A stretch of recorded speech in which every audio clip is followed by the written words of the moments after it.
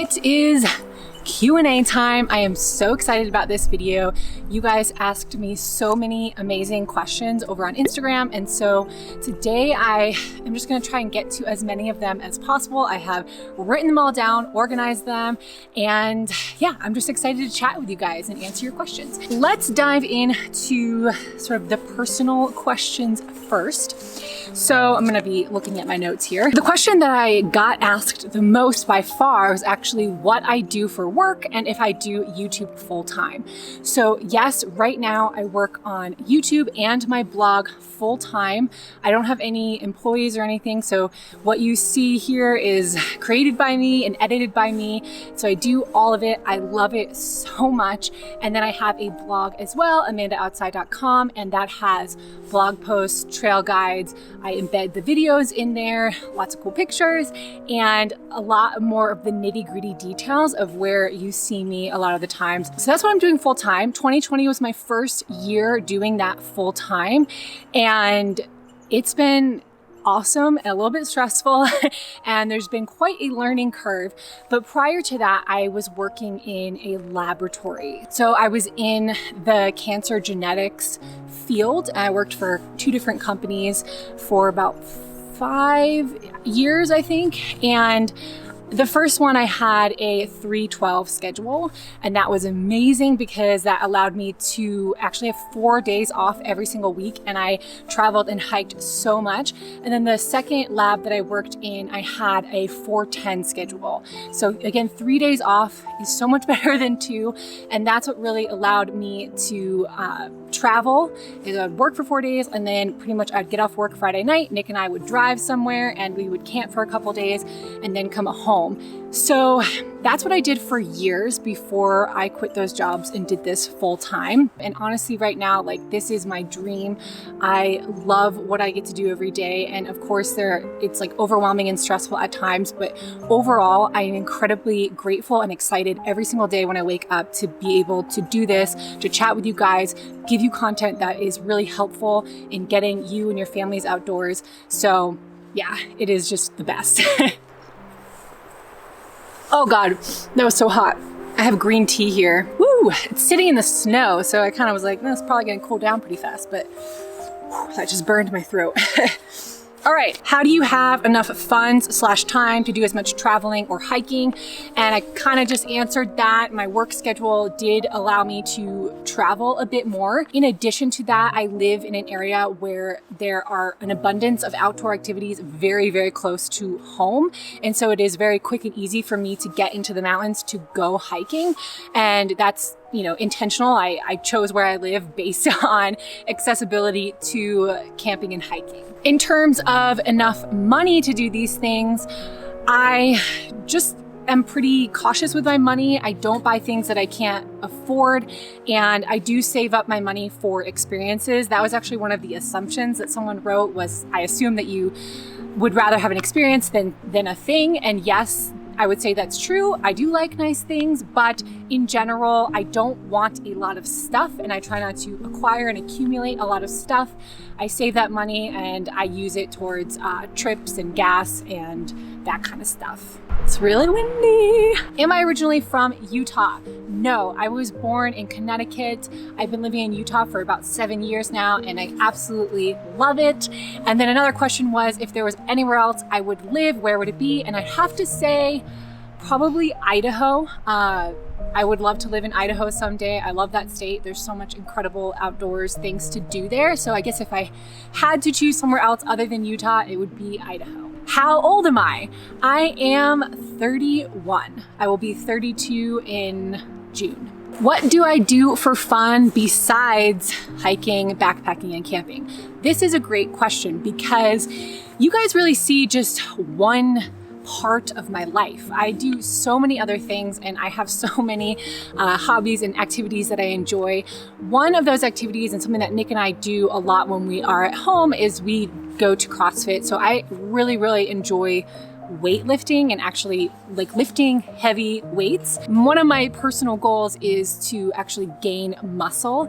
And so I really, really enjoy being consistent in that area and showing up to be physically active. And of course, all the outdoor activities I do are very, physically active, but just lifting those heavier weights is something that I am really, really into and really like to track my progress over time and see myself getting stronger. The CrossFit gym that we go to just has an awesome community, and honestly, a lot of our friends are from that gym. So it's just been a really great activity for me and Nick, and we both really love that. In addition to that, I love fly fishing. I'm not very good at it yet, and I definitely need to put in some more hours, and that's something that I'm hoping to get better at over the next couple of years, and it's something that I'm really, really enjoying. I'm also hoping to get into archery in the next year here. I just kind of am saving up the money to buy a bow because they're not cheap, but that's something that I really am excited to do. I've shot one before and immediately was like, oh, I want to get into this. It's something that I can do outside. It's something that requires a lot of focus, and I just think it would be really fun and good for me to get into that. And then lastly, I also love cooking and baking, which you probably already know because I have a lot of cooking content on this channel.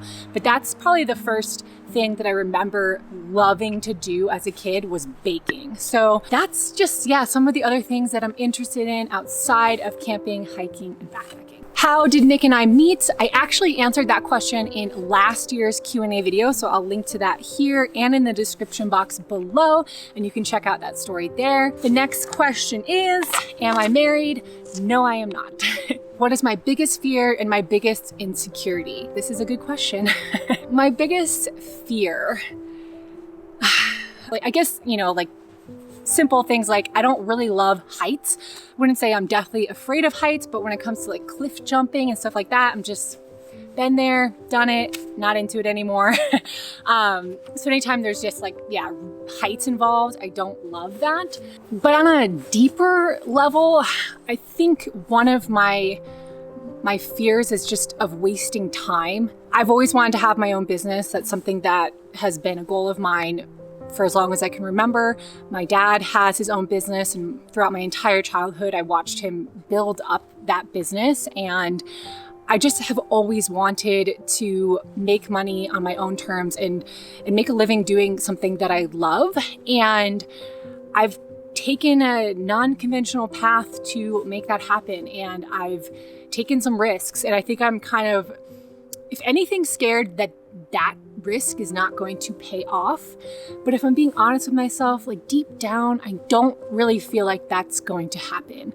If there's one thing I know about myself, it's that I am a hard worker. And that's one of the traits in people that I value the most is just hard work. So I know that I will put in the work, do my best to keep moving forward and stay positive and control the things that I can control, which is my effort. And I think as long as I just keep moving towards my goals, allowing myself to experiment, to explore new things, and just continue to work hard, I think I will get there. Biggest insecurity, I can't really think of one. I do feel like right now I'm 31 and I feel the most confident and sure of myself than I've ever felt. So, I do have, little insecurities here and there, but in general, I do feel confident in myself and my abilities. And I think that's really important, especially as a YouTuber, because of course I'm going to get negative comments and people hating on me or people misunderstanding what I say. And I think that it's really important that I am strong in who I am so that I do not get knocked off by that kind of stuff. The last thing I want to do is create a life where I feel like I am chained to what other people think or say about me. And so I try to be pretty quick about checking myself if I do get upset by a negative comment, making sure that that is something that I just look at and try to figure out if it's hitting on something that I'm insecure about. What is my biggest goal or dream? And right now, pretty much my whole life, it has been to build my own business and to make a good living, working hard, doing something that I love. I lost my train of thought completely. Okay, take a break. Whoa, did you hear that? Whoa, I think it was some rock fall, but it echoed. Whew, That was kind of eerie and very cool. That is it for the more personal questions. Next, I want to dive into your outdoor specific questions. Do I camp with other friends or is it just me and Nick? I would say most of the time it is just me and Nick camping. Sometimes it's just easier to not have to coordinate with a lot of other people when you're planning things out. And so Nick and I are just like, oh, let's just go on a trip, and we just pack up and we go. Obviously, I enjoy being with Nick, and it's just really fun and simple, and just always a good time when we're together. I do camp with other people, but you never really see it on this YouTube channel because I typically don't film on those trips. So I'm really actually pretty cautious of when and where I film. The last thing I want to do is like go camping with a bunch of friends and then put a camera in front of their face. When I'm camping with other people, I just want to be present and enjoy that time with them. And so I typically don't film a lot on those trips, and I definitely don't include other people. I am also pretty cautious with how much I include Nick in my videos. He doesn't mind at all, but I just don't, again, want to be putting a camera in someone's face all of the time. Also, Nick just doesn't really love, like if I try to ask him questions on camera, he just like completely shuts down. So he just doesn't love like talking in front of the camera, doesn't mind being in my videos, but that's kind of why you don't see a lot of other friends, because I just want to be respectful of that. Have I ever done a through hike? Yes, I have done the Camino De Santiago, and that is a hike that starts in the south of France, and then I went all the way to the coast of Spain, and that's kind of the only longer through hike that I've ever done. For most of my 20s, I was working, and so I just have been like kind of a weekend camper and backpacker. I love 2, 3, 4, 5-day trips, and that is who this channel is really for. So I know a lot of you guys have full-time jobs and you have families, and so my channel is for you, for those of you who want to get out on the weekends and just enjoy time in nature and not stress about food or what to pack and all this stuff. So that's kind of what my channel has been built up around, because that's the kind of camping and hiking and stuff that I do and that I love. I love having the balance in my life of being able to go on trips, but then also having time at home to go to the gym and lift weights, like I was telling you I love to do, and spend time with friends and family and play games and kind of have that community aspect to my life. I think that that's really important. And so Nick also is a commercial photographer, so he has a lot of work here, and so we kind of like that balance of being able to have sort of a routine, I guess, at home, but also being able to enjoy lots of trips, lots of smaller trips throughout the year. On that note, one of the questions here is, what is a good first camping spot for families with kids and no experience? So that's a great question. Again, a lot of my videos that I make on this channel are for you, and I would say go to a campground first. Campgrounds are just going to be easy to access. They're going to have some amenities such as a picnic table, a fire pit. A lot of times they have like flushable toilets and running water and just little things like that that will make it a little bit easier for you to get more comfortable camping, using your gear, setting things up. Your car is nice and close, so if you forget something, you can easily go and pick something up. So definitely look for more developed campgrounds. There are campgrounds in national parks, in state parks, and when you camp in a state or national park, there's usually some shops and gas and things like that close by for if you forget something.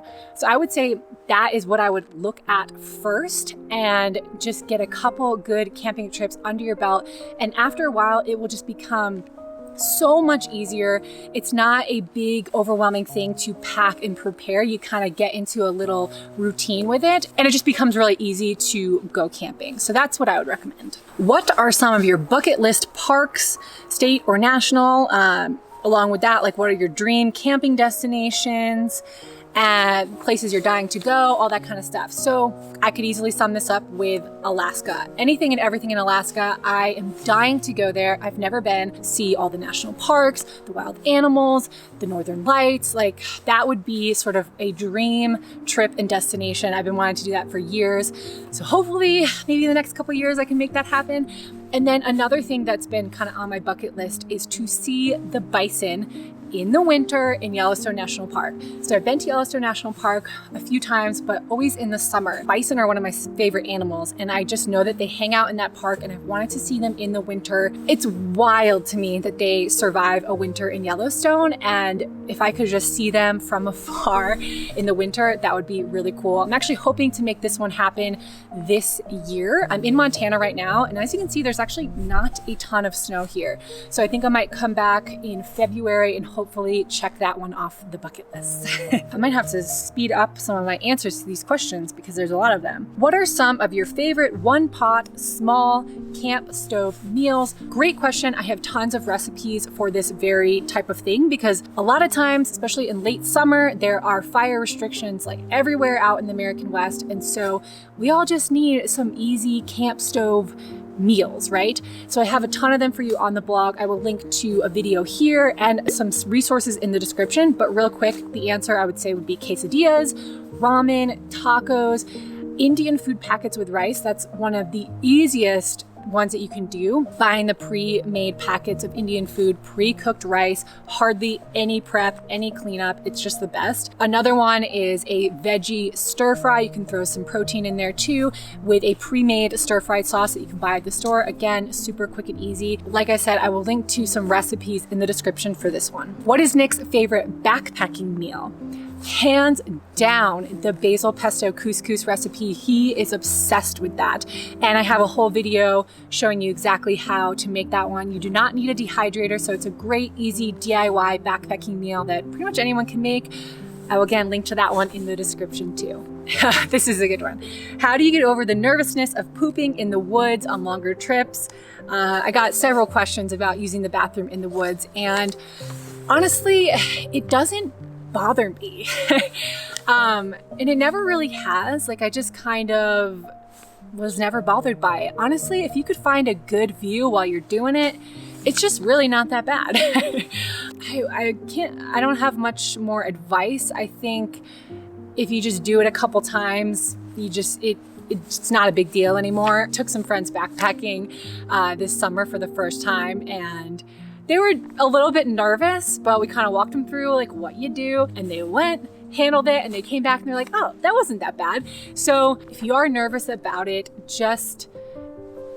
I'm telling you, after your first time, you'll realize it's not that bad. How do you find your campsites, and what research do you do for new spots?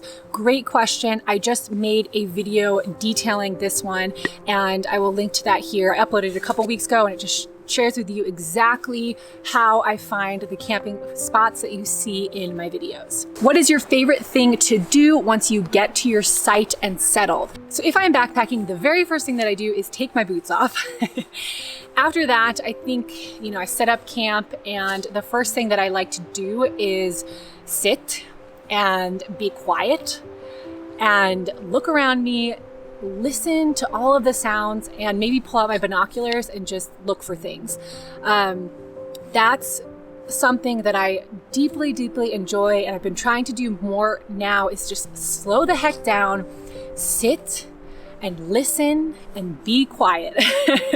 And the binoculars are just one of the best things to bring camping because it allows you to see so many different things that you wouldn't see, and to see animals from a distance. I mean, that's kind of the main thing that I love to use them for, is to try and find animals in the mountains. And so that, I would say, is definitely the first thing that I like to do at camp. Will I be posting more outdoor yoga classes? So many questions on this. So for those of you who don't know, I used to upload weekly outdoor yoga classes. I'm a yoga teacher, and I would come out to nature and film yoga classes that you could follow along with on my YouTube channel. They're still up on my YouTube channel. Have been thinking about bringing them back and really kind of focusing them in on some yoga sequences for after hikes. I know that I love a good stretch after a nice hike, and so I'm thinking about kind of bringing that back this summer with that type of content. If you are into that, please let me know in the comments below. Let me know. Next question is, did I camp and hike growing up?